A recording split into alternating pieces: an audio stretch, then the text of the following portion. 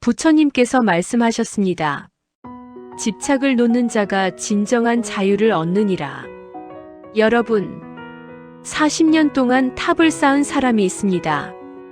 매일 돌을 깎고 다듬고 쌓았습니다. 9층 탑에 8층까지 완성했습니다. 마지막 돌 하나만 올리면 됩니다. 40년의 결실이 눈앞에 있습니다. 그런데 그 사람이 스스로 탑을 무너뜨렸습니다. 왜 그랬을까요? 더 놀라운 일이 있습니다. 그 사람은 평생 말을 하지 못했습니다. 벙어리였습니다. 그런데 탑을 무너뜨리는 순간 처음으로 소리가 나왔습니다. 나무 아미타불. 무엇이 그의 입을 열게 했을까요? 무엇이 40년의 집착을 놓게 했을까요? 탑은 무너졌는데 왜 사람들은 그곳에 진짜 부처가 서 있었다고 할까요? 지금부터 그 이야기를 들려드리겠습니다.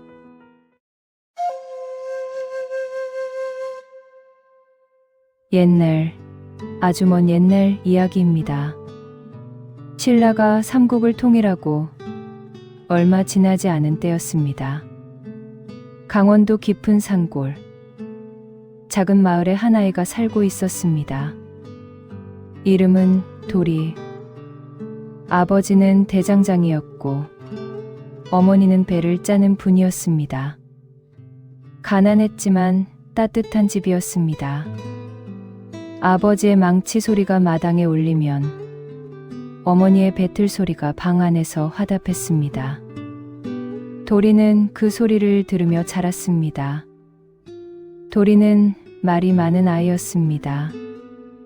아침에 눈을 뜨면 새가 왜 우는지 물었고, 저녁에 잠들 때면 달이 왜 차오르는지 물었습니다.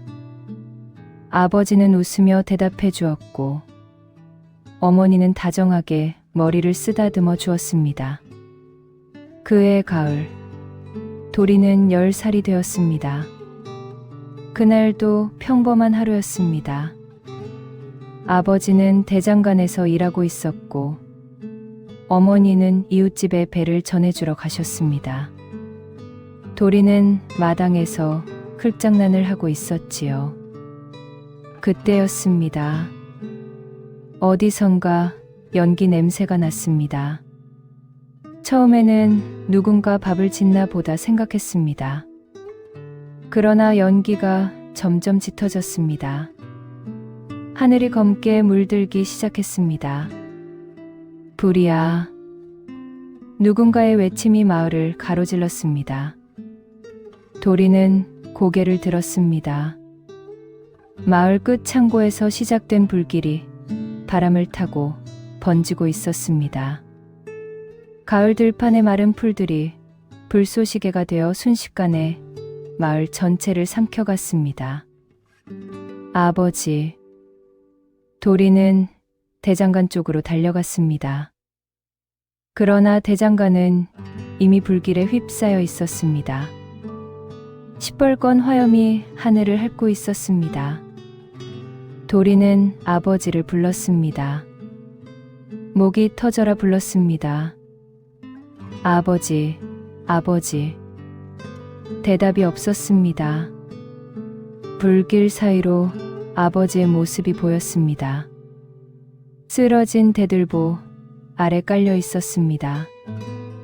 아버지는 도리를 보았습니다. 불길 너머로 눈이 마주쳤습니다. 아버지의 입술이 움직였습니다. 도망가거라. 소리는 들리지 않았습니다. 그러나 도리는 알 수 있었습니다. 아버지가 무슨 말을 하는지. 도리는 움직일 수 없었습니다. 다리가 땅에 붙어버린 것 같았습니다. 그때 누군가 도리를 끌어안고 뛰기 시작했습니다. 이웃집 아저씨였습니다. 도리는 발버둥 쳤습니다. 아버지, 아버지. 그러나 아저씨는 놓아주지 않았습니다. 마을 밖으로 빠져나왔을 때 도리는 뒤를 돌아보았습니다. 대장간이 무너져 내리고 있었습니다. 아버지. 도리의 마지막 외침이었습니다. 어머니는 이웃집에서 돌아오다가 불길을 보았다고 합니다. 미친 듯이 달려왔다고 합니다. 그러나 이미 마을은 잿더미가 되어 있었습니다. 어머니는 무너진 대장간 앞에서 주저앉았습니다. 그리고 며칠 뒤 어머니도 세상을 떠났습니다. 화상을 입은 것도 아니었습니다. 병이 든 것도 아니었습니다. 그저 살아갈 이유를 잃은 것이었습니다. 마을 사람들은 수군거렸습니다. 화병이라고, 가슴에 불이 붙어 죽은 거라고. 10살 도리는 부모를 모두 잃었습니다. 그리고 그날 이후 도리는 말을 잃었습니다. 처음에는 충격 때문이려니 했습니다. 시간이 지나면 나아지겠지 했습니다. 그러나 한 달이 지나고 2달이 지나고 1년이 지나도 도리의 입에서는 소리가 나오지 않았습니다. 의원을 불러보기도 했습니다. 의원은 고개를 저었습니다. 몸에는 아무 이상이 없소. 목도 멀쩡하고 혀도 멀쩡하오. 다만 무엇이오? 마음이 다친 것이오. 마음이 말을 막고 있는 것이오. 마을 사람들은 도리를 불쌍히 여겼습니다. 그러나 불쌍히 여기는 것과 거두어 주는 것은 다른 일이었습니다. 가뜩이나 먹고 살기 힘든 시절, 말 못하는 고아를 거두어 줄 여력이 있는 집은 없었습니다. 도리는 마을 구석의 허물어진 헛간에서 혼자 살기 시작했습니다.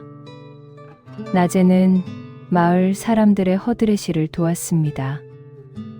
물을 깃고 나무를 패고 짐을 나르고. 말을 못해도 몸은 건강했습니다.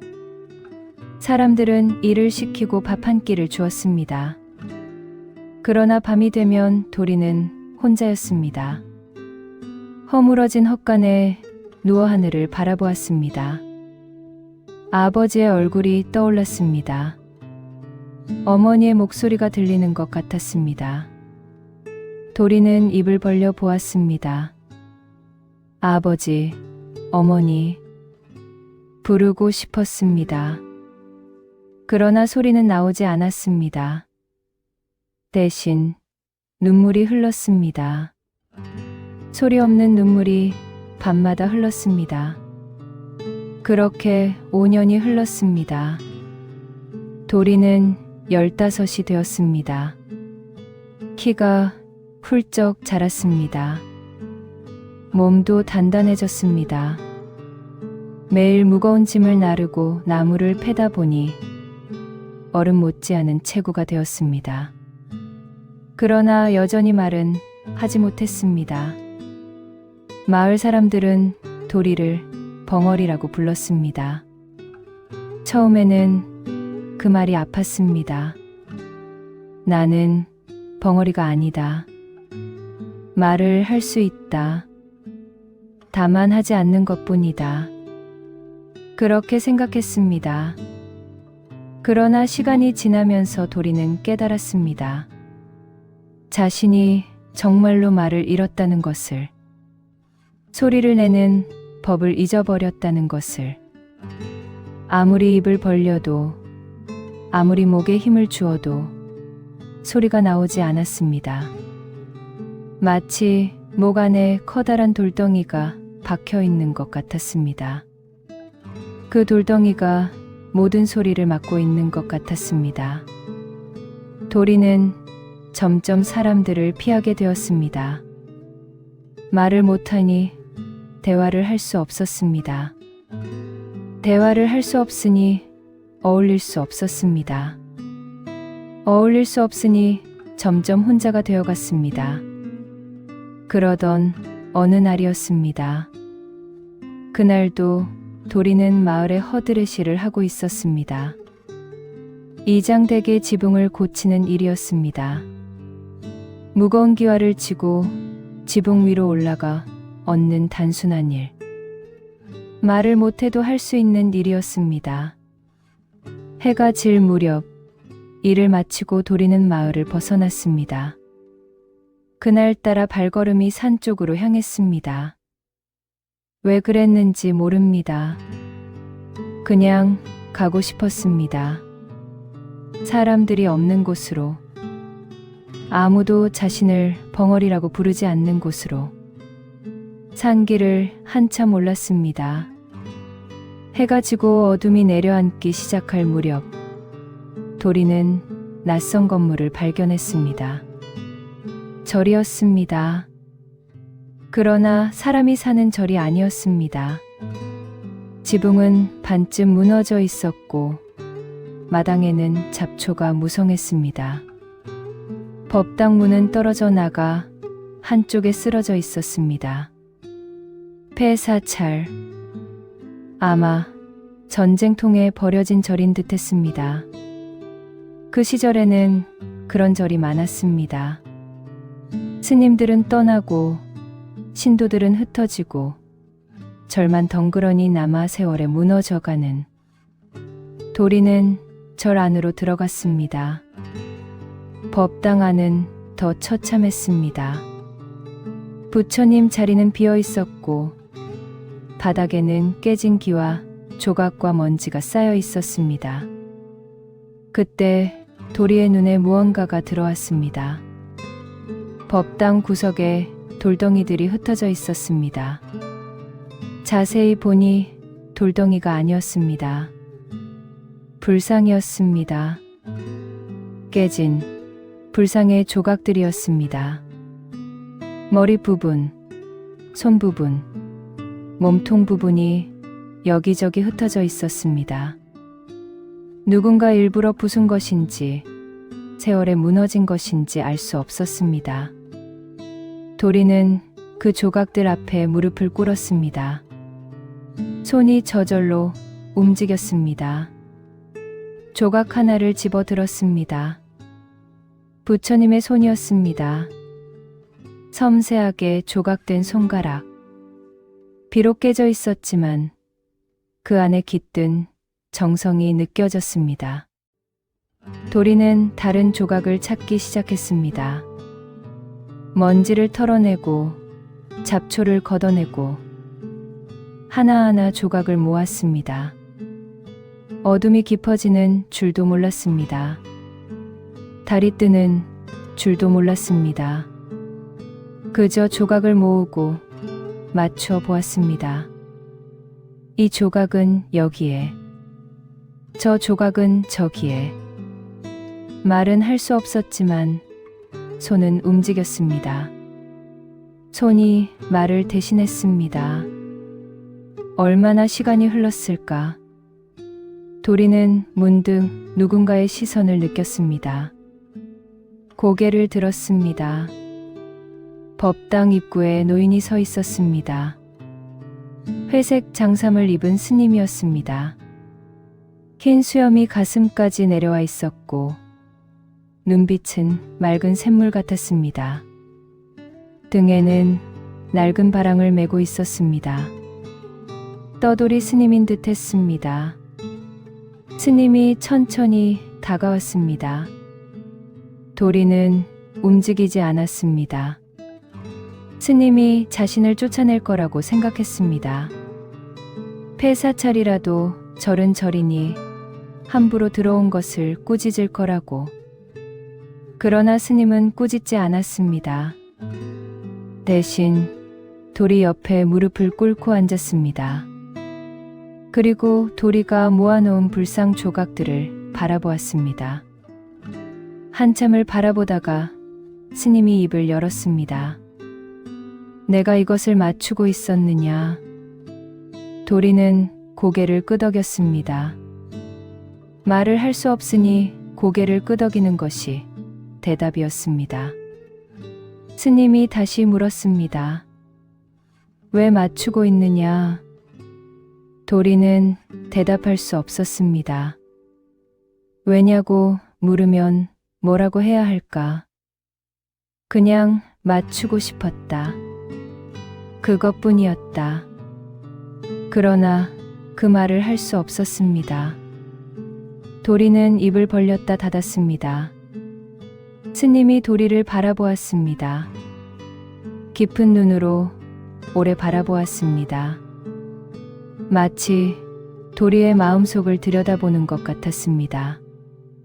그리고 스님이 말했습니다. 말을 못하는구나. 도리는 고개를 끄덕였습니다. 스님이 고개를 끄덕였습니다. 그래, 말을 못해도 괜찮다. 부처님은 말을 듣지 않으신다. 마음을 보신다. 스님이 도리의 손을 바라보았습니다. 돌가루가 묻어있는 투박한 손. 스님이 물었습니다. 내가 고치는 것은 부처님인가, 내 마음인가? 도리는 그 질문을 이해하지 못했습니다. 부처님을 고치는 것과 마음을 고치는 것이 무슨 상관이란 말인가? 그러나 그 질문은 도리의 가슴에 깊이 박혔습니다. 내가 고치는 것은 부처님인가, 내 마음인가? 그날 밤, 도리는 스님과 함께 폐사찰에서 잤습니다. 스님은 자신을 월인이라고 했습니다. 오대산에서 수행하다가 가까스 세상을 돌아보러 나왔다고 했습니다. 도리는 말을 할 수 없었지만 스님은 혼자 말했습니다. 아니, 혼잣말이 아니었습니다. 도리에게 말을 걸고 있었습니다. 대답이 없어도 괜찮다는 듯이. 스님이 말했습니다. 오대산에는 문수보살님이 계신다. 지혜의 보살님이시지. 그곳에서 수행하면 마음의 문이 열린다고들 하더라. 도리는 귀를 기울였습니다. 스님이 이어 말했습니다. 나는 내일 오대산으로 돌아간다. 내가 원한다면 함께 가도 좋다. 도리는 스님을 바라보았습니다. 함께 가도 좋다. 그 말이 가슴에 울렸습니다. 누군가 자신에게 함께라는 말을 한 것은 부모님이 돌아가신 뒤 처음이었습니다. 이튿날 새벽, 도리는 스님을 따라 길을 나섰습니다. 마을로 돌아가지 않았습니다. 돌아갈 이유가 없었습니다. 헛간에 남겨둔 것이라고는 낡은 이불 하나뿐이었습니다. 스님은 앞서 걸었고 도리는 뒤따랐습니다. 산을 넘고 강을 건너고 다시 산을 넘었습니다. 며칠이 걸렸는지 모릅니다. 시간이 흐르는 것도 잊었습니다. 그저 스님의 뒤를 따랐습니다. 그리고 마침내 오대산에 도착했습니다. 도리는 눈앞에 펼쳐진 광경에 숨이 멎는 것 같았습니다. 산이었습니다. 그러나 단순한 산이 아니었습니다. 구름이 산허리를 감싸고 있었습니다. 하늘이 가까웠습니다. 손을 뻗으면 닿을 것 같았습니다. 소나무가 하늘을 찔렀습니다. 바위가 이야기를 하는 것 같았습니다. 스님이 말했습니다. 이곳이 오대산이다. 내가 머물 곳이다. 도리는 오대산을 바라보았습니다. 가슴속 깊은 곳에서 무언가가 움직이는 것을 느꼈습니다. 무엇인지 알 수 없었습니다. 그러나 분명 무언가가 시작되고 있었습니다. 오대산에서의 첫날, 스님은 도리를 절 뒤편 작은 암자로 데려갔습니다. 암자라고 하기에도 민망한 곳이었습니다. 나무로 얼기설기 엮은 움막에 가까웠습니다. 지붕은 억새로였고 문은 거적대기였습니다. 스님이 말했습니다. 이곳에서 살 거라. 무엇을 해도 좋고 아무것도 하지 않아도 좋다. 다만 내 마음이 시키는 일을 하거라. 도리는 고개를 끄덕였습니다. 스님은 그날 밤 주먹밥 하나를 건네주고 산 아래 본사로 내려갔습니다. 도리는 혼자 움막에 남았습니다. 처음 며칠은 아무것도 하지 않았습니다. 그저 앉아서 산을 바라보았습니다. 바람 소리를 들었습니다. 새 소리를 들었습니다. 물 소리를 들었습니다. 마을에서는 들을 수 없었던 소리들이었습니다. 사람의 소리 없이 자연의 소리만 있는 곳. 처음에는 불안했습니다. 너무 고요해서 불안했습니다. 그러나 시간이 지나면서 그 고요함이 편안해지기 시작했습니다. 말을 하지 못하는 것이 부끄럽지 않은 곳. 여기서는 말을 하지 않아도 되었습니다.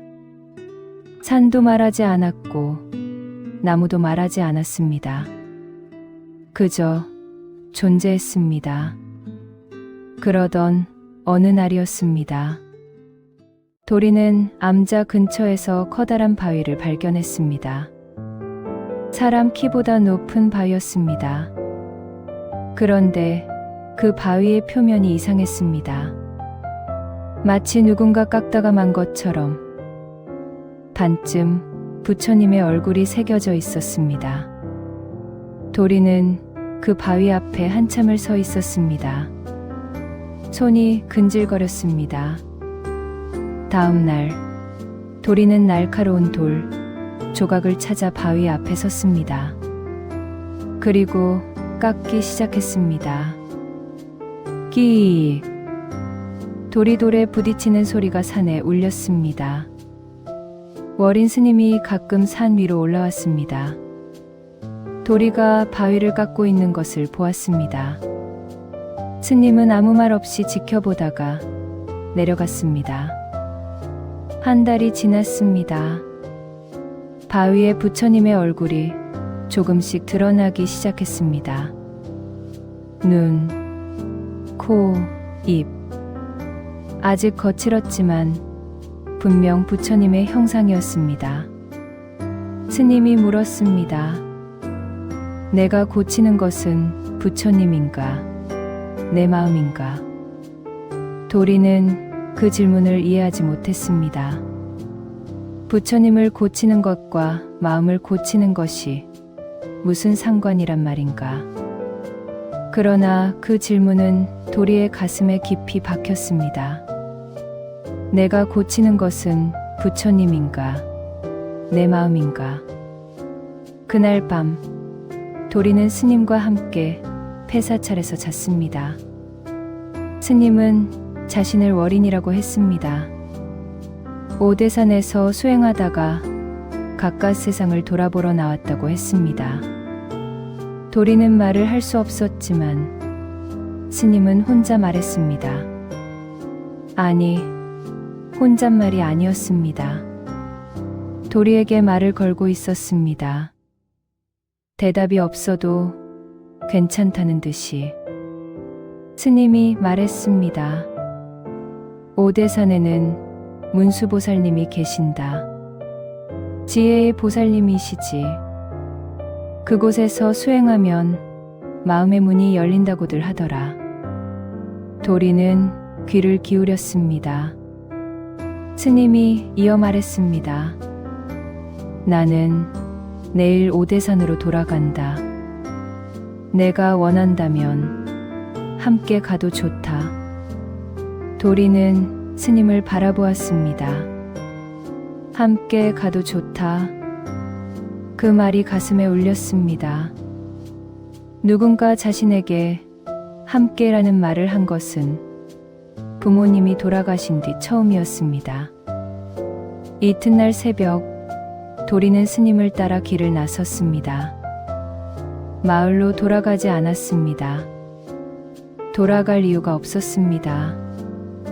헛간에 남겨둔 것이라고는 낡은 이불 하나뿐이었습니다. 스님은 앞서 걸었고 도리는 뒤따랐습니다. 산을 넘고 강을 건너고 다시 산을 넘었습니다. 며칠이 걸렸는지 모릅니다. 시간이 흐르는 것도 잊었습니다. 그저 스님의 뒤를 따랐습니다. 그리고 마침내 오대산에 도착했습니다. 도리는 눈앞에 펼쳐진 광경에 숨이 멎는 것 같았습니다. 산이었습니다. 그러나 단순한 산이 아니었습니다. 구름이 산허리를 감싸고 있었습니다. 하늘이 가까웠습니다. 손을 뻗으면 닿을 것 같았습니다. 소나무가 하늘을 찔렀습니다. 바위가 이야기를 하는 것 같았습니다. 스님이 말했습니다. 이곳이 오대산이다. 내가 머물 곳이다. 도리는 오대산을 바라보았습니다. 가슴속 깊은 곳에서 무언가가 움직이는 것을 느꼈습니다. 무엇인지 알 수 없었습니다. 그러나 분명 무언가가 시작되고 있었습니다. 오대산에서의 첫날, 스님은 도리를 절 뒤편 작은 암자로 데려갔습니다. 암자라고 하기에도 민망한 곳이었습니다. 나무로 얼기설기 엮은 움막에 가까웠습니다. 지붕은 억새로이었고 문은 거적대기였습니다. 스님이 말했습니다. 이곳에서 살 거라. 무엇을 해도 좋고 아무것도 하지 않아도 좋다. 다만 내 마음이 시키는 일을 하거라. 도리는 고개를 끄덕였습니다. 스님은 그날 밤 주먹밥 하나를 건네주고 산 아래 본사로 내려갔습니다. 도리는 혼자 움막에 남았습니다. 처음 며칠은 아무것도 하지 않았습니다. 그저 앉아서 산을 바라보았습니다. 바람 소리를 들었습니다. 새 소리를 들었습니다. 물 소리를 들었습니다. 마을에서는 들을 수 없었던 소리들이었습니다. 사람의 소리 없이 자연의 소리만 있는 곳. 처음에는 불안했습니다.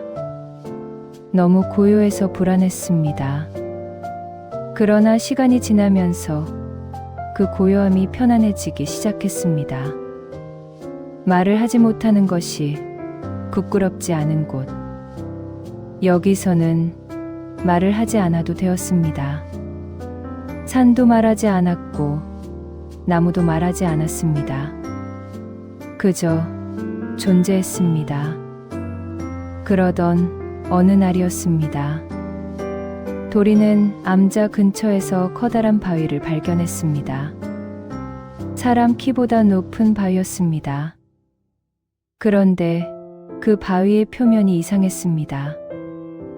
마치 누군가 깎다가 만 것처럼 반쯤 부처님의 얼굴이 새겨져 있었습니다. 도리는 그 바위 앞에 한참을 서 있었습니다. 손이 근질거렸습니다. 다음 날, 도리는 날카로운 돌, 조각을 찾아 바위 앞에 섰습니다. 그리고 깎기 시작했습니다. 끼익! 돌이 돌에 부딪히는 소리가 산에 울렸습니다. 월인 스님이 가끔 산 위로 올라왔습니다. 도리가 바위를 깎고 있는 것을 보았습니다. 스님은 아무 말 없이 지켜보다가 내려갔습니다. 한 달이 지났습니다. 바위에 부처님의 얼굴이 조금씩 드러나기 시작했습니다. 눈, 코, 입. 아직 거칠었지만 분명 부처님의 형상이었습니다. 스님이 물었습니다. 누가 시켰느냐? 도리는 고개를 저었습니다. 스님이 고개를 끄덕였습니다. 그래. 시킨 사람이 없는 일이 진짜 일이다. 계속하거라. 도리는 계속했습니다. 바위 하나를 다 깎는데 1년이 걸렸습니다. 완성된 마애불 앞에서 도리는 한참을 바라보았습니다. 자신이 만든 것이 맞는가 싶었습니다. 말 못하는 자신이 이런 것을 만들다니. 그날 밤 도리는 이상한 꿈을 꾸었습니다. 꿈에서 아버지가 나타났습니다. 대장간에서 망치를 두드리고 계셨습니다. 아버지가 도리를 보며 미소 지었습니다. 잘하고 있다. 아버지의 입술이 움직였습니다. 소리는 들리지 않았습니다. 그러나 도리는 알 수 있었습니다. 잠에서 깬 도리의 볼에 눈물이 흐르고 있었습니다. 마애불을 완성한 뒤 도리는 새로운 일을 시작했습니다. 탑을 쌓기로 한 것입니다. 암자 앞마당에 탑을 세우기로 했습니다. 누가 시킨 것이 아니었습니다. 누가 알아주는 것도 아니었습니다. 그저 마음이 시키는 일이었습니다. 도리는 산에서 돌을 날랐습니다. 큰 돌, 작은 돌, 둥근 돌, 납작한 돌, 하나하나 모아서 다듬었습니다. 정으로 깎고 망치로 두드리고 물로 갈았습니다. 하루에 한 뼘씩, 한 달에 한 층씩, 그렇게 탑이 쌓여갔습니다. 첫 해의 첫 번째 층이 완성되었습니다. 기단이었습니다. 땅 위에 올린 첫 번째 돌, 그 돌 위에 두 번째 돌을 올렸습니다. 스님이 올라와 보았습니다. 9층을 쌓을 생각이냐? 도리는 고개를 끄덕였습니다. 스님이 미소 지었습니다. 9층이면 평생이 걸리겠구나. 도리는 다시 고개를 끄덕였습니다. 평생이 걸려도 좋았습니다. 어차피 할 일이 없었습니다. 갈 곳도 없었습니다. 그저 돌을 깎고 쌓고 또 깎고 또 쌓는 것. 그것이 도리의 삶이 되었습니다. 10년이 흘렀습니다. 탑은 세 번째 층까지 올라갔습니다. 도리는 30이 되었습니다. 어느새 청년이 되어 있었습니다. 몸은 바위처럼 단단해졌고 손은 돌처럼 거칠어졌습니다. 스님 어린이 세상을 떠났습니다. 입적이라고 했습니다. 도리는 스님의 답이식에 참석했습니다. 말 한마디 하지 못했지만 하루 종일 절을 했습니다. 오체투지로 1000번을 절했습니다. 그것이 도리가 할 수 있는 전부였습니다. 스님이 남긴 말이 있었습니다. 다른 스님이 전해주었습니다. 도리에게 전하시오. 탑은 완성하지 않아도 된다. 탑을 쌓는 마음이 이미 탑이다. 도리는 그 말을 가슴에 새겼습니다. 그러나 탑을 멈추지는 않았습니다. 멈출 수가 없었습니다. 탑을 쌓는 것이 도리의 삶이었습니다. 탑을 쌓는 것이 도리의 말이었습니다. 탑을 쌓는 것이 도리의 기도였습니다. 20년이 흘렀습니다. 탑은 5번째 층까지 올라갔습니다. 도리는 40이 되었습니다. 머리카락에 흰 것이 섞이기 시작했습니다. 산 아래 세상은 많이 변했습니다. 왕이 바뀌고 전쟁이 일어나고 다시 평화가 왔습니다. 그러나 도리는 산에서 내려가지 않았습니다. 세상이 어떻게 돌아가는지 관심이 없었습니다. 그저 돌을 깎고 쌓았습니다. 가끔 산객들이 올라왔습니다. 탑을 보고 놀랐습니다.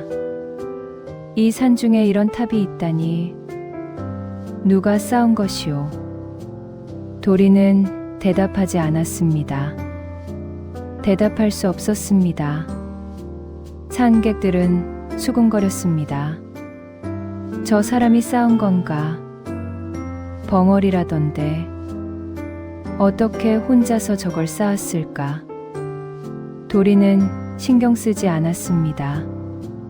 사람들이 뭐라 하든 상관없었습니다. 탑을 쌓는 것은 사람들을 위한 것이 아니었습니다. 그러면 누구를 위한 것인가? 도리는 스스로에게 물었습니다. 부처님을 위한 것인가? 아버지를 위한 것인가? 어머니를 위한 것인가? 아니면 자기 자신을 위한 것인가? 대답은 나오지 않았습니다. 그저 돌을 깎고 쌓았습니다. 30년이 흘렀습니다. 탑은 7번째 층까지 올라갔습니다. 도리는 쉰이 되었습니다. 허리가 조금 굽었습니다.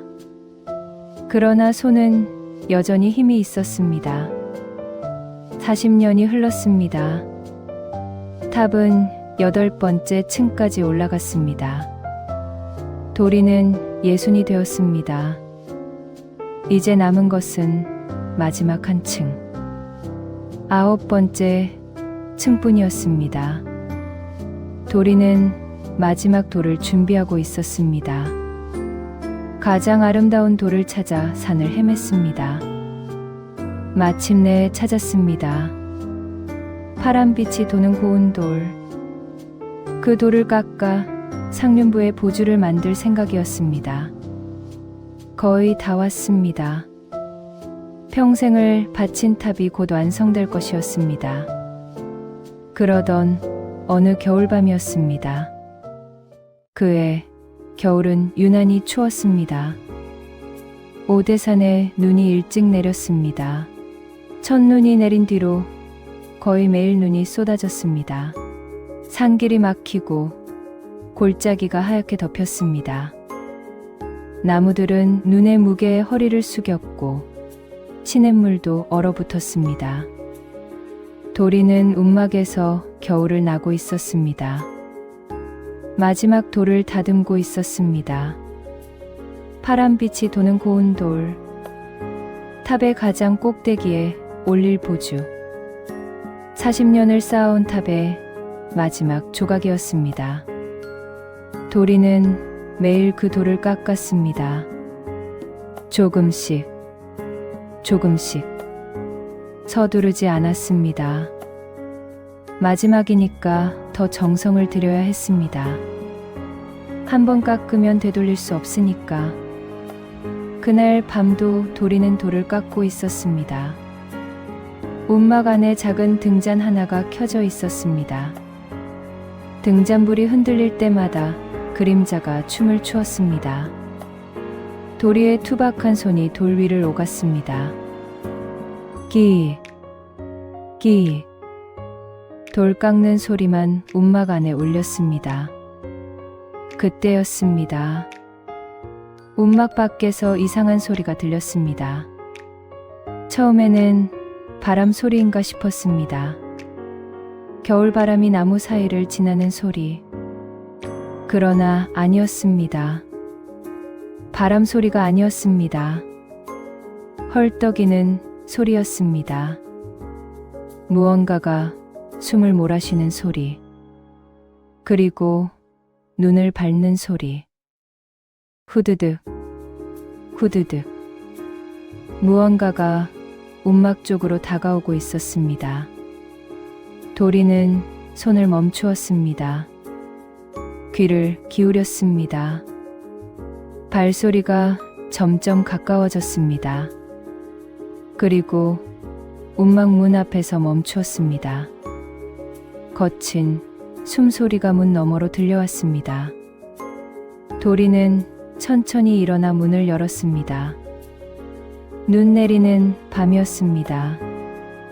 달빛이 눈 위에 부서져 온 세상이 푸르스름하게 빛나고 있었습니다. 그 빛 속에 무언가가 있었습니다. 사슴이었습니다. 그러나 보통 사슴이 아니었습니다. 온몸이 피투성이었습니다. 옆구리에 화살이 박혀 있었습니다. 화살대는 부러져 있었지만 화살촉은 깊이 박혀 있는 듯 했습니다. 붉은 피가 하얀 눈 위에 똑똑 떨어지고 있었습니다. 그리고 사슴의 눈. 도리는 사슴의 눈을 보았습니다. 눈이 없었습니다. 아니, 눈은 있었습니다. 그러나 눈동자가 하얗게 변해 있었습니다. 앞을 보지 못하는 눈이었습니다.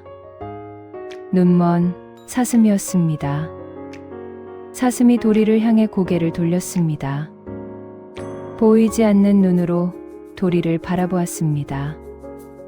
아니, 바라본 것이 아니었습니다. 느끼고 있었습니다. 도리가 거기 있다는 것을. 사슴의 다리가 후들거렸습니다. 더 이상 서 있을 힘이 없는 듯 했습니다. 그리고 사슴이 쓰러졌습니다. 도리의 발 앞에, 눈 위에 털썩 쓰러졌습니다. 도리는 쓰러진 사슴을 바라보았습니다. 피가 눈 위에 번지고 있었습니다. 하얀 눈이 붉게 물들어갔습니다. 사슴의 옆구리가 미약하게 오르내렸습니다. 아직 살아 있었습니다. 도리는 움직이지 못했습니다. 무엇을 해야 할지 몰랐습니다. 평생 돌만 깎아온 사람이었습니다. 상처를 치료하는 법을 몰랐습니다. 동물을 돌보는 법도 몰랐습니다. 그러나 그냥 두고 볼 수는 없었습니다. 도리는 사슴 곁에 무릎을 꿇었습니다. 떨리는 손으로 사슴의 몸을 살폈습니다. 옆구리에 박힌 화살촉. 깊이 박혀 있었습니다. 함부로 빼면 안 될 것 같았습니다. 도리는 움막 안으로 들어가 헝겊을 가져왔습니다. 자신의 옷을 찢은 것이었습니다. 그것으로 사슴의 상처 주위를 감쌌습니다. 피가 더 흐르지 않도록. 그것이 도리가 할 수 있는 전부였습니다. 그리고 사슴을 안아 움막 안으로 옮겼습니다. 무거웠습니다. 그러나 돌을 나르던 힘이 있었습니다. 사슴을 움막 구석에 눕히고 마른 풀을 덮어주었습니다. 사슴이 도리를 올려다보았습니다. 보이지 않는 눈으로. 도리는 그 눈을 바라보았습니다. 무언가가 가슴을 찔렀습니다.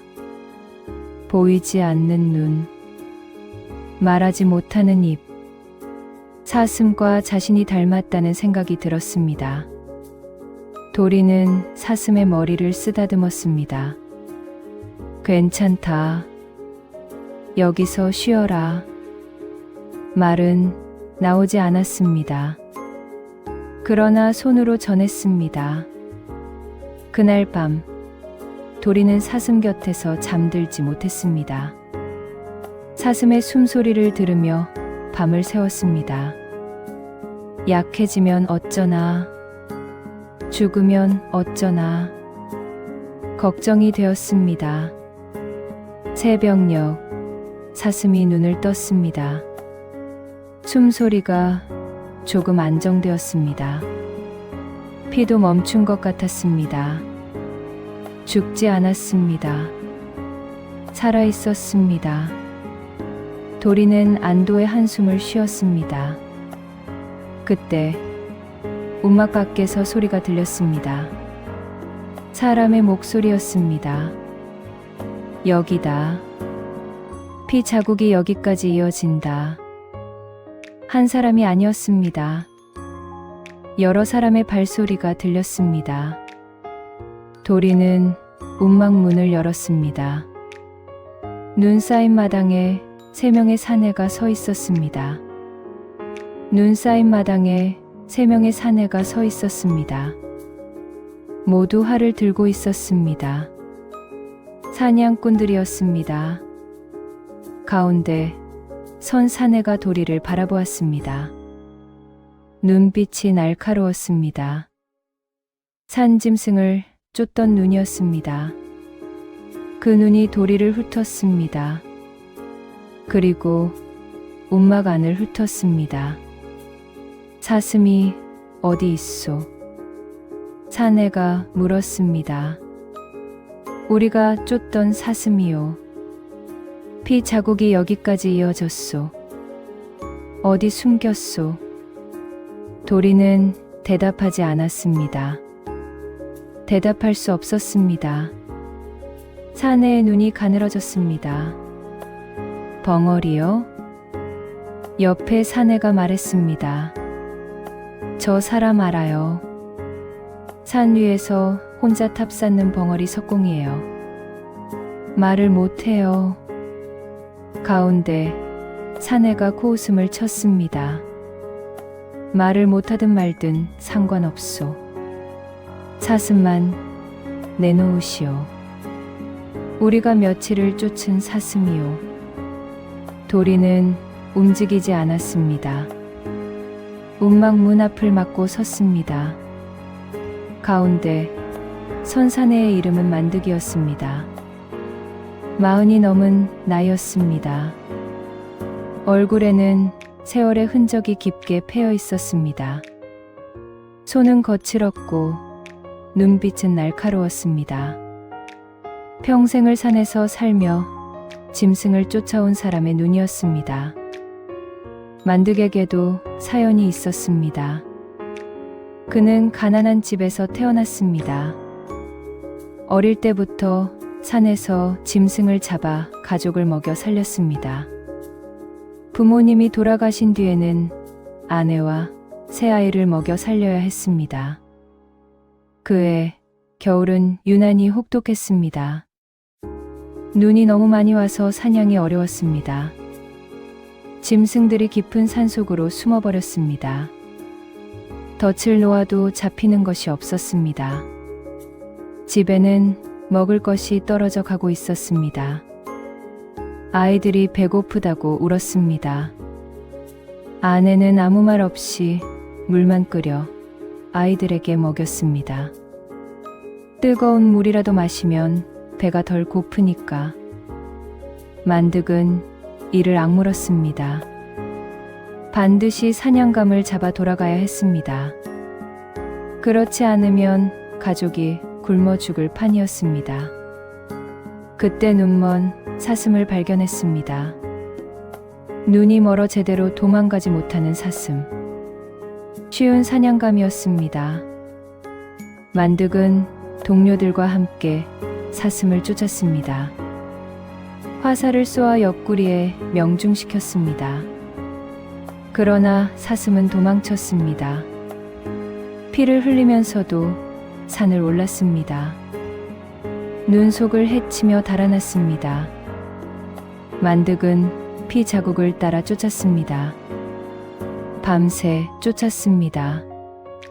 그리고 마침내 이곳까지 왔습니다.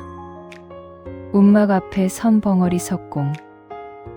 만득은 그가 사슴을 숨기고 있다는 것을 알았습니다. 피 자국이 움막 안으로 이어지고 있었습니다. 만득이 한 발짝 다가섰습니다. 비키시오. 도리는 움직이지 않았습니다. 만득의 눈에 분노가 어렸습니다. 당신이 뭔데 남의 사냥감을 가로막소. 저 사슴은 내가 잡은 거요. 내 화살이 박혀 있단 말이오. 도리는 여전히 움직이지 않았습니다. 만득이 이를 갈았습니다. 내 말이 안 들리오? 아, 벙어리라 말을 못 알아듣나? 좋소. 그럼 직접 들어가서 가져가겠소. 만득이 도리를 밀치려 했습니다. 그러나 도리는 버텼습니다. 40년 동안 돌을 나르고 깎아온 몸이었습니다. 바위처럼 단단했습니다. 만득이 밀어도 꿈쩍하지 않았습니다. 만득의 얼굴이 붉어졌습니다. 이 사람이 정말... 만득이 활을 들었습니다. 화살을 시위에 걸었습니다. 마지막 경고요. 비키지 않으면 당신도 쏘겠소. 도리는 만득을 바라보았습니다. 만득의 눈을 바라보았습니다. 그 눈에서 분노를 보았습니다. 그러나 그 분노 아래에 다른 것이 있었습니다. 절박함, 두려움, 그리고 슬픔. 도리는 알 수 있었습니다. 이 사람도 고통받고 있구나. 이 사람도 무언가에 쫓기고 있구나. 사슴을 쫓는 것이 아니라 굶주림에 쫓기고 있구나. 도리는 고개를 숙였습니다. 그리고 옆으로 비켜섰습니다. 움막 문이 열렸습니다. 만득이 움막 안으로 들어갔습니다. 움막 안에 사슴이 누워 있었습니다. 헝겊으로 상처를 감싼 채 마른 풀 위에 누워 있었습니다. 눈먼 눈이 만득을 향해 돌아갔습니다. 보이지 않는 눈이었지만 만득이 온 것을 느끼는 듯 했습니다. 만득은 사슴 앞에 섰습니다. 화살을 겨누었습니다. 그러나 쏘지 못했습니다. 사슴의 눈이 만득을 바라보고 있었습니다. 하얗게 멀어버린 눈, 아무것도 보이지 않는 눈, 그러나 무언가를 보고 있는 듯한 눈. 만득의 손이 떨렸습니다. 왜 떨리는지 몰랐습니다. 평생 수많은 짐승을 잡아왔습니다. 사슴도 많이 잡았습니다. 노루도, 멧돼지도, 토끼도. 한 번도 손이 떨린 적이 없었습니다. 그런데 왜 이 사슴 앞에서는 손이 떨리는 것인가? 만득은 사슴의 눈을 피했습니다.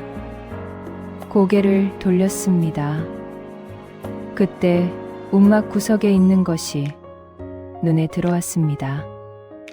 돌이었습니다. 파란빛이 도는 고운 돌, 정성스럽게 다듬어진 돌, 탑의 꼭대기에 올릴 보주. 만득은 그 돌을 바라보았습니다. 그리고 움막 밖을 바라보았습니다. 움막 앞마당에 서 있는 탑이 보였습니다. 8층까지 쌓인 탑, 눈이 쌓여 하얗게 빛나는 탑, 40년을 쌓아온 탑. 만득은 이해했습니다. 저 벙어리 석공이 평생을 바쳐 쌓은 것이구나. 저 돌이 마지막 조각이구나. 저것만 올리면 탑이 완성되는 것이구나. 만득은 천천히 활을 내렸습니다. 만득이 움막 밖으로 나왔습니다. 도리가 서 있었습니다. 눈 내리는 마당에 서서 만득을 바라보고 있었습니다. 만득이 입을 열었습니다. 당신. 만득의 목소리가 달라져 있었습니다. 방금 전에 거친 목소리가 아니었습니다. 당신이 저 탑을 쌓은 거요? 도리는 고개를 끄덕였습니다.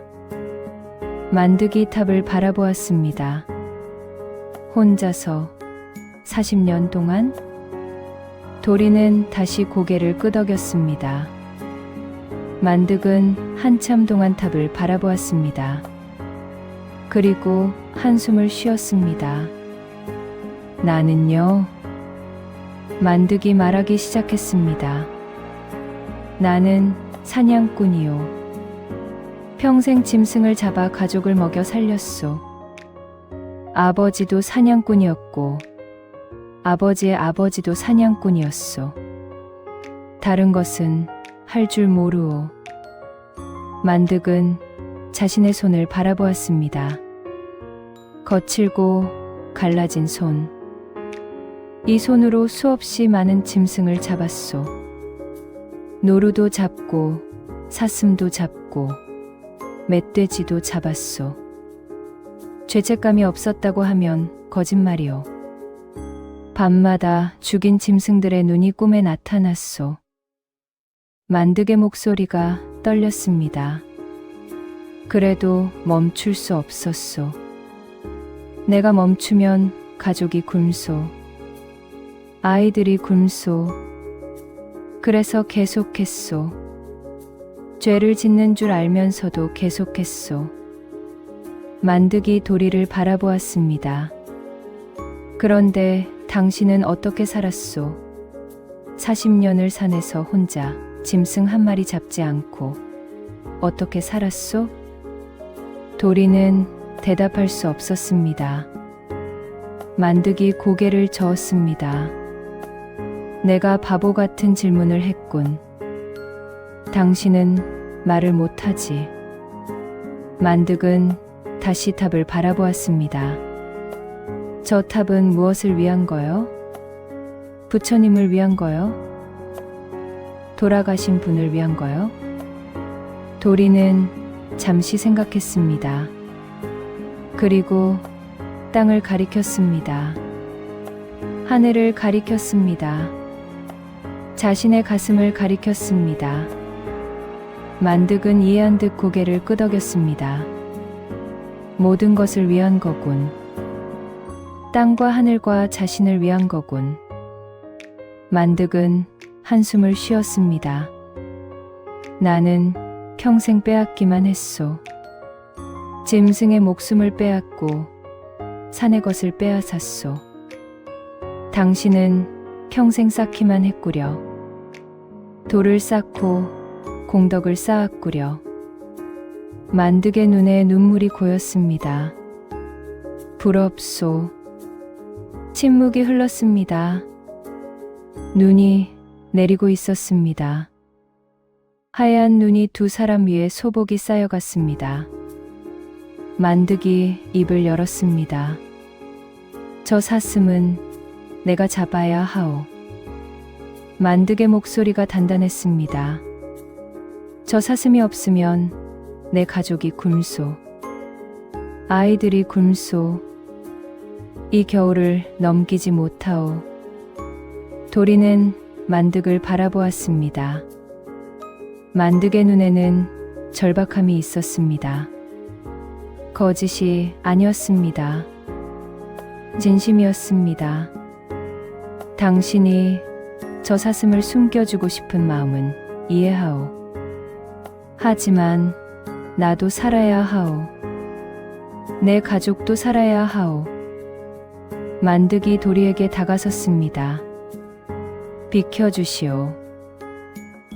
제발. 도리는 움직이지 않았습니다. 만득의 얼굴이 일그러졌습니다. 왜 이러시오? 당신한테는 저 사슴이 뭐여? 그냥 지나가던 짐승 아니요. 왜 목숨을 걸고 막으려 하오? 도리는 대답하지 않았습니다. 대답할 수 없었습니다. 그러나 도리는 알고 있었습니다. 왜 이 사슴을 지켜야 하는지. 눈먼 사슴. 보지 못하는 눈. 말하지 못하는 입. 도망가지도 못하고 쓰러진 몸.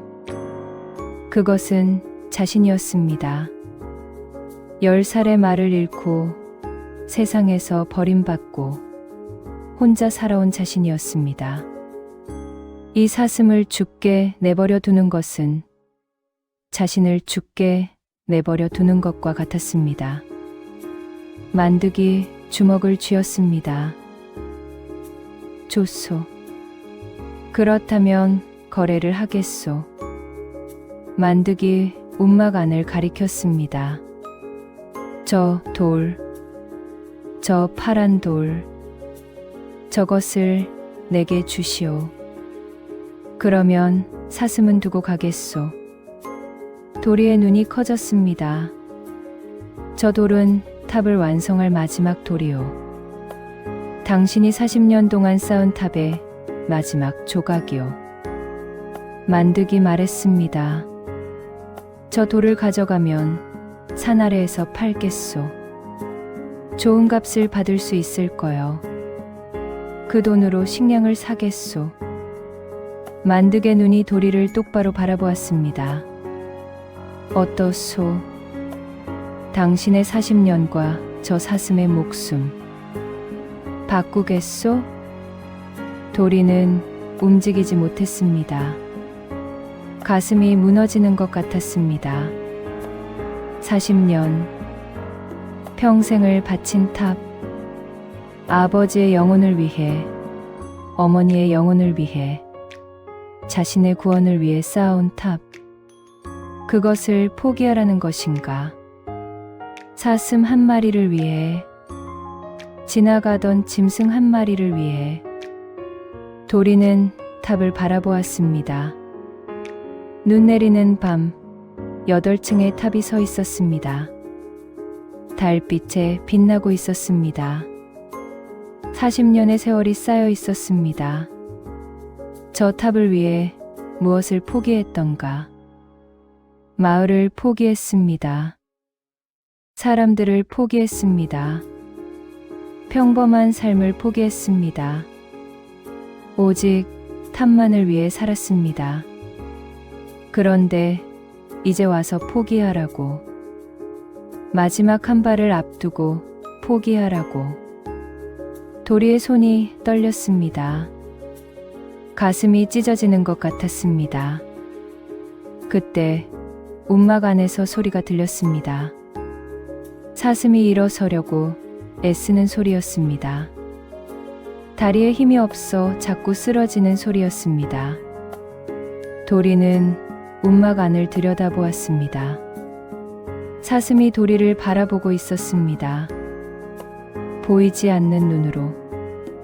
그 눈에서 무언가가 흘러내렸습니다. 눈물이었습니다. 사슴의 눈에서 눈물이 흘러내리고 있었습니다. 도리는 사슴의 눈물을 보았습니다. 그 순간 워린 스님의 말이 떠올랐습니다. 40년 전에 들은 말이었습니다. 탑은 완성하지 않아도 된다. 탑을 쌓는 마음이 이미 탑이다. 그리고 또 다른 말이 떠올랐습니다. 내가 고치는 것은 부처님인가, 내 마음인가? 도리는 깨달았습니다. 탑은 돌이 아니었습니다. 탑은 마음이었습니다. 40년 동안 쌓아온 것은 돌이 아니라 마음이었습니다. 아버지를 향한 마음, 어머니를 향한 마음, 부처님을 향한 마음. 그 마음이 쌓이고 쌓여 탑이 된 것이었습니다. 그렇다면 이 탑에 집착하는 것도 마음이었습니다. 40년의 세월에 대한 집착, 공덕에 대한 집착, 완성에 대한 집착. 그 집착이 자신을 붙잡고 있었습니다. 도리는 천천히 움막 안으로 들어갔습니다. 파란 돌을 들어 올렸습니다. 40년 동안 다듬어온 마지막 돌. 탑의 꼭대기에 올릴 보주. 무거웠습니다. 돌의 무게가 아니라 세월의 무게였습니다. 집착의 무게였습니다. 도리는 움막 밖으로 나왔습니다. 만득이 그를 바라보았습니다. 동료 사냥꾼들도 그를 바라보았습니다. 도리는 만득 앞에 섰습니다. 그리고 파란 돌을 만득의 발 앞에 내려놓았습니다. 만득의 눈이 커졌습니다. 진심이요? 도리는 고개를 끄덕였습니다. 만득이 믿을 수 없다는 표정으로 돌을 바라보았습니다. 40년을 쌓은 탑의 마지막 돌을 정말 내게 주겠다는 거요? 도리는 다시 고개를 끄덕였습니다. 만득이 돌을 집어 들었습니다. 묵직했습니다. 파란빛이 달빛에 반짝였습니다. 좋은 돌이었습니다. 분명 좋은 값을 받을 수 있을 것이었습니다. 그러나 만득은 움직이지 못했습니다. 손에 든 돌이 너무 무거웠습니다. 이 돌의 무게가 아니었습니다. 이 돌에 담긴 40년의 세월, 40년의 정성, 40년의 기도가 무거웠습니다. 만득은 도리를 바라보았습니다. 벙어리 석공은 아무 표정 없이 서 있었습니다. 원망하는 눈빛도 슬퍼하는 눈빛도 없었습니다. 그저 담담하게 서 있었습니다. 만득은 물었습니다. 후회하지 않겠소? 도리는 고개를 저었습니다. 만득은 한참을 서 있었습니다. 그리고 갑자기 웃음을 터뜨렸습니다. 하하하. 그것은 기쁜 웃음이 아니었습니다. 자조적인 웃음이었습니다. 내가 졌소. 만득이 말했습니다. 당신에게 졌소. 만득이 돌을 내려놓았습니다. 도리의 발 앞에 다시 내려놓았습니다. 나는 평생 빼앗으며 살았소. 짐승의 목숨을 빼앗고 산의 것을 빼앗았소. 그것이 나쁜 일인 줄 알면서도 멈추지 못했소. 만득의 눈에서 눈물이 흘러내렸습니다. 그런데 당신은 빼앗기면서도 아무렇지 않소. 40년을 빼앗기면서도 원망하지 않소. 어떻게 그럴 수 있소? 어떻게 그런 마음을 가질 수 있소? 도리는 대답하지 않았습니다. 대답할 필요가 없었습니다. 만득은 이미 알고 있었습니다. 그것이 부처님의 마음이라는 것을, 집착을 내려놓은 마음이라는 것을. 만득이 무릎을 꿇었습니다. 눈 위에 무릎을 꿇었습니다. 용서하시오. 내가 잘못했소. 만득이 고개를 숙였습니다. 저 사슴은 데려가지 않겠소. 이 돌도 가져가지 않겠소. 내가 탐욕에 눈이 멀었소. 만득의 어깨가 떨렸습니다. 평생 죄를 짓고 살았소. 짐승을 죽이고 살생을 하고 그래야 살 수 있다고, 그래야 가족을 먹여 살릴 수 있다고 스스로를 속였소.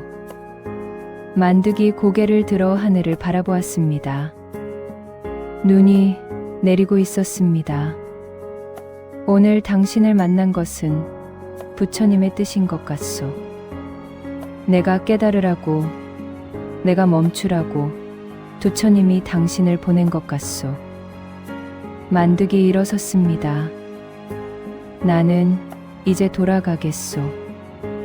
사냥은 그만두겠소. 어떻게든 다른 길을 찾아보겠소. 만득이 돌아섰습니다. 동료들에게 말했습니다. 우리 가자. 여기 올 일이 아니었다. 사냥꾼들이 산을 내려가기 시작했습니다. 만득이 몇 발짝 걸어가다가 멈추었습니다. 뒤를 돌아보았습니다. 도리가 서 있었습니다. 눈 내리는 밤, 탑 앞에 서 있었습니다. 만득이 말했습니다. 당신, 이름이 뭐요? 도리는 대답할 수 없었습니다. 만득이 미소 지었습니다. 그래, 이름이 뭔들 중요하겠소. 나는 당신을 평생 잊지 못할 거요. 돌로 탑을 쌓은 사람, 마음으로 나를 무너뜨린 사람. 만득이 깊이 허리를 숙여 절을 했습니다. 고맙소. 그리고 나무 아미타불. 만득과 사냥꾼들이 사라졌습니다. 눈 내리는 산길을 따라 내려갔습니다. 발자국이 눈에 찍혔다가 새로 내리는 눈에 덮여 사라졌습니다. 도리는 홀로 남았습니다. 움막 앞에 서서 탑을 바라보았습니다. 8층의 탑, 마지막 한 층이 비어있는 탑.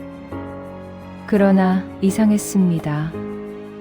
탑이 완성된 것처럼 느껴졌습니다.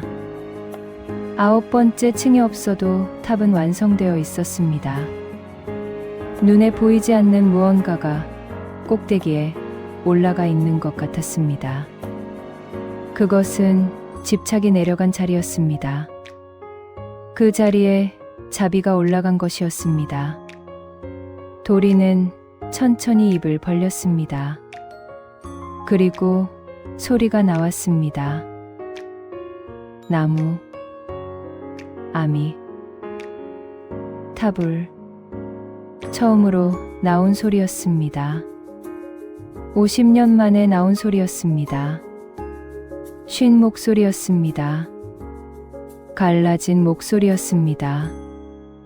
그러나 분명한 소리였습니다. 나무 아미타불. 도리의 눈에서 눈물이 흘러내렸습니다. 50년 동안 막혀있던 것이 터져 나오는 것 같았습니다.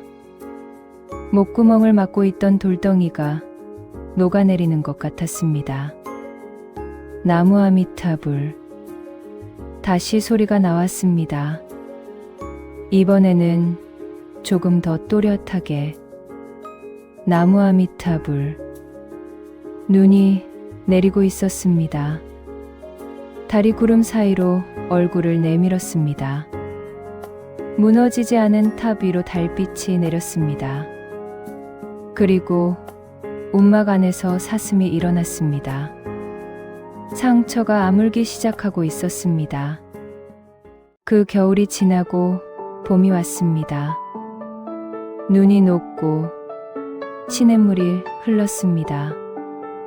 산에는 새싹이 돋고 꽃이 피었습니다. 도리는 여전히 오대산에 있었습니다. 그러나 많은 것이 달라져 있었습니다. 도리는 말을 하기 시작했습니다.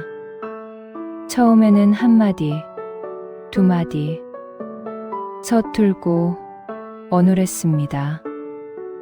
50년 동안 사용하지 않았던 혀와 목이 제대로 움직이지 않았습니다. 그러나 조금씩 나아졌습니다. 단어가 문장이 되고 문장이 이야기가 되었습니다. 도리는 산을 내려오는 사람들에게 말을 걸기 시작했습니다. 불자들이 오면 탑에 얽힌 이야기를 들려주었습니다. 지나가는 나그네가 오면 따뜻한 죽 한 그릇을 대접했습니다. 사람들은 이상히 여겼습니다. 벙어리 석공이 말을 하기 시작했다고, 평생 침묵하던 자가 입을 열었다고 소문이 퍼졌습니다.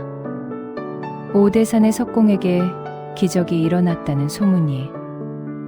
눈먼 사슴은 도리 곁에 남았습니다. 상처가 아문 뒤에도 산으로 돌아가지 않았습니다. 도리를 따라다녔습니다. 도리가 탑 주위를 돌면 함께 돌았고, 고리가 움막에서 쉬면 곁에 누웠습니다. 사람들은 그 사슴을 보살의 화신이라고 했습니다. 부처님이 보낸 사자라고 했습니다. 도리는 웃기만 했습니다. 이 사슴은 보살이 아닙니다. 그냥 늙고 눈먼 사슴일 뿐입니다. 다만 우리는 서로의 눈이 되어주고 있을 뿐입니다.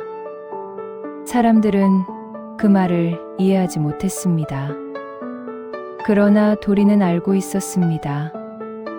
자신이 사슴을 구한 것이 아니라 사슴이 자신을 구했다는 것을. 그 겨울밤 사슴이 나타나지 않았다면, 사냥꾼이 찾아오지 않았다면 자신은 평생 집착에 갇혀 있었을 것이라는 것을. 탑은 완성했을지 모르지만 마음은 영영 완성하지 못했을 것이라는 것을. 만득은 약속을 지켰습니다. 사냥을 그만두었습니다. 산 아래 마을에서 나무를 하며 살기 시작했습니다. 힘든 일이었습니다. 한양보다 벌이가 적었습니다.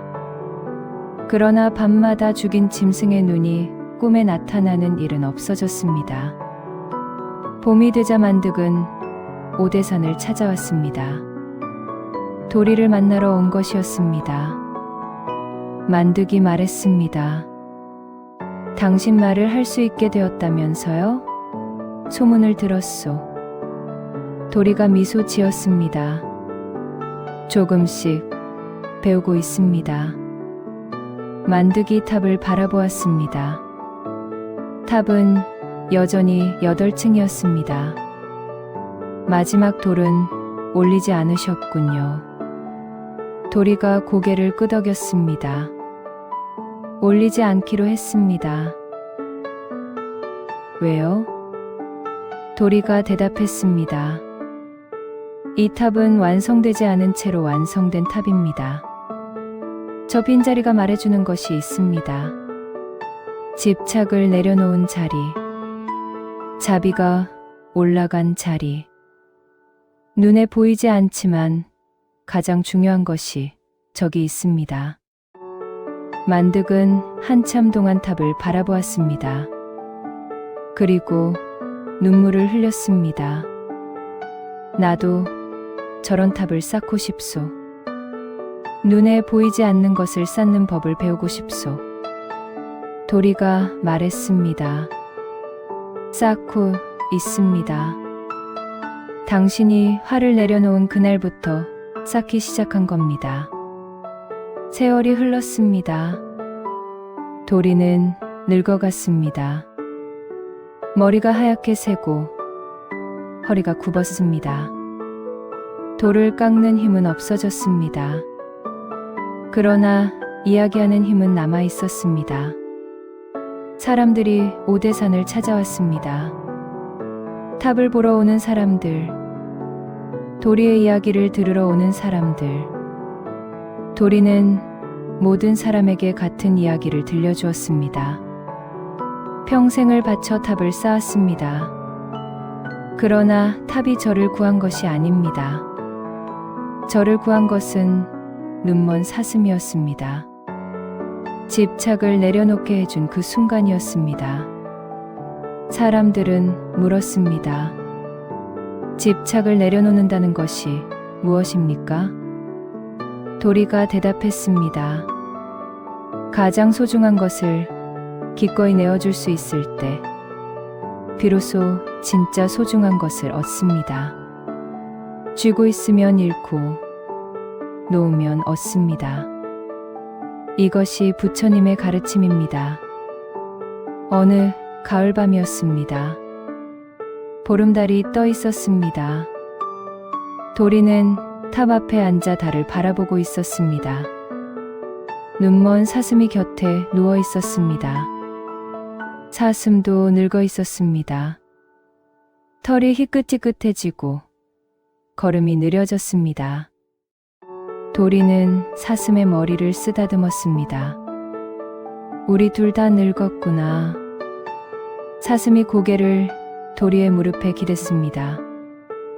도리는 달을 바라보며 말했습니다. 아버지, 어머니, 이제 곧 뵐 수 있을 것 같습니다. 바람이 불었습니다. 나무짚이 흔들렸습니다. 마치 대답이라도 하듯이. 도리는 미소 지었습니다.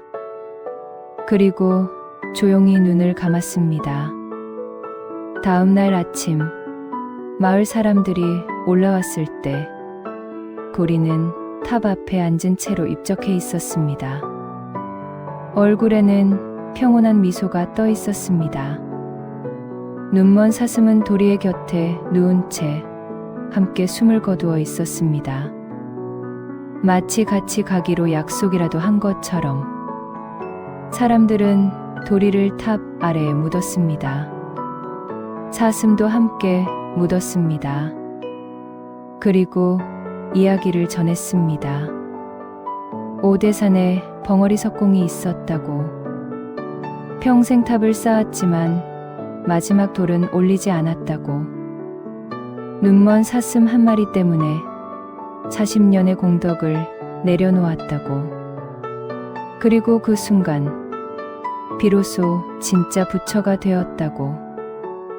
오늘도 오대산에는 탑이 서 있습니다. 8층의 탑, 마지막 한 층이 비어있는 탑. 그러나 보름달이 뜨는 밤이면 달빛이 탑 위에 내려앉습니다. 마치 9번째 층이 완성되는 것처럼. 그 빛 속에서 사람들은 본다고 합니다. 돌을 깎는 노인의 모습을, 그 곁에 누운 사슴의 모습을, 그리고 두 존재가 나누는 말 없는 대화를.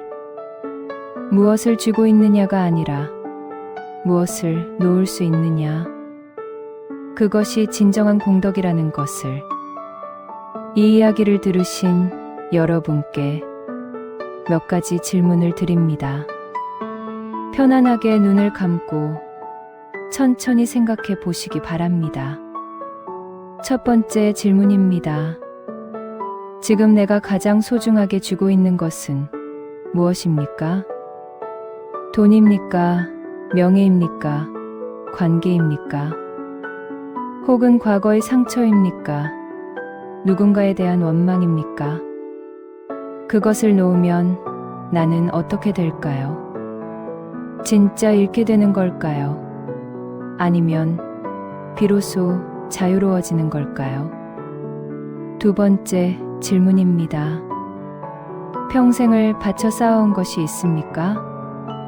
직장에서의 성과, 자녀를 위한 희생, 가족을 위한 헌신. 그것들이 나를 행복하게 했습니까? 아니면 오히려 나를 가두었습니까? 혹시 그것들이 탑이 아니라 감옥이 되어버린 것은 아닙니까? 세 번째 질문입니다. 나에게도 눈먼 사슴이 찾아온 적이 있습니까? 예상치 못한 시험, 갑작스러운 위기, 뜻밖의 만남. 그때 나는 어떤 선택을 했습니까? 쥐고 있던 것을 놓았습니까? 아니면 더 세게 움켜쥐었습니까? 네 번째 질문입니다. 지금 내가 내려놓아야 할 것은 무엇입니까? 오래된 분노, 풀지 못한 서운함, 이루지 못한 꿈에 대한 미련. 그것들을 내려놓으면 무엇이 남을까요? 두렵습니까? 아니면 홀가분할 것 같습니까? 다섯 번째 질문입니다. 나의 탑은 지금 몇 층입니까? 그리고 마지막 층에는 무엇을 올리고 싶습니까? 완벽한 성취입니까? 아니면 평온한 비움입니까? 도리는 40년을 쌓고 마지막 순간에 내려놓았습니다. 그리고 그제야 진짜 탑이 완성되었습니다. 눈에 보이지 않는 탑, 마음의 탑, 자비의 탑. 여러분의 탑은 어떤 모습입니까? 오늘 밤 달을 보며 한번 생각해 보시기 바랍니다. 나무 아미 타불 관세음 보살